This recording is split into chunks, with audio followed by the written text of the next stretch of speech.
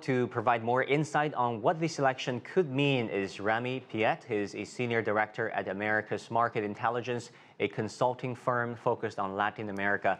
Remi, welcome to the show. First of all, I wanted to get a sense of what do you think of the things here over there in Guatemala City? Where do things stand? Which candidate is more likely to win?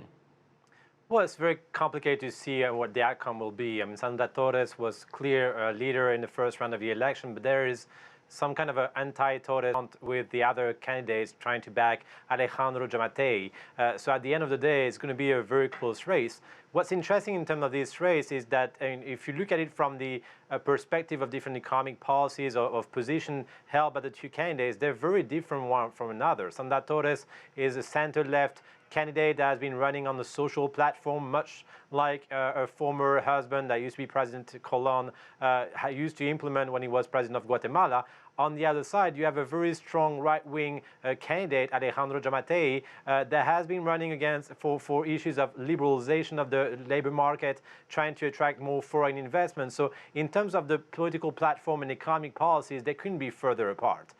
On the other hand, the second way to look at this election is a lack of enthusiasm in Guatemala itself, because both candidates, unfortunately, already had to face, allegation of corruption, or in the case of Yamatei, running death squad. The issue in Guatemala is that you had until recently a very well-regarded United Nations Commission against impunity that has been shut down by Jimmy Morales, the current president, and neither Yamatei nor Torres is ready to implement that commission again. So there's a lack of belief that whoever wins that election, there will be a transparent administration after the result.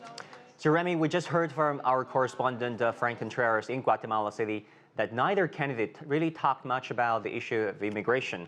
Why do you think that is the case? Well, Alejandro Yamatei did mention that the decision from Jimmy Morales was, quote, irresponsible, especially taking that decision just at the end of his own presidency. Well, he doesn't usually have, have the legitimacy to take such, key decision for the country.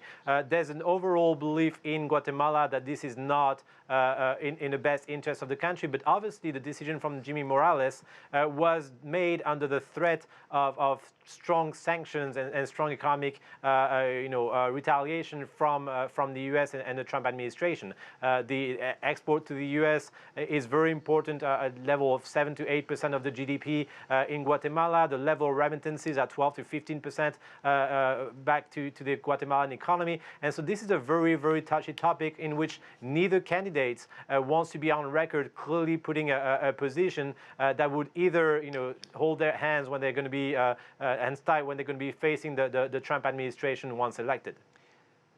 So this country certainly faces many challenges. How do you think the winner of this election can really go deeper and address those entrenched problems such as poverty, crime, and corruption?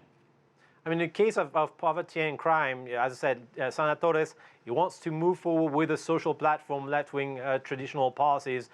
When you have Yamatei, who actually wants to have a much more open economy and reduction of taxes for the elite of the country, is hoping for a trickling down of the economic benefits. But the issue here is that for both candidates, they're unlikely to run the kind of transparent administration, anti-corruption, and impunity, moving for more impunity inside the countries that will actually encourage foreign investors to invest in the country, or will actually allow for, even if it's indigenous development in the country to be successful because of the existence of a series of institutional challenges.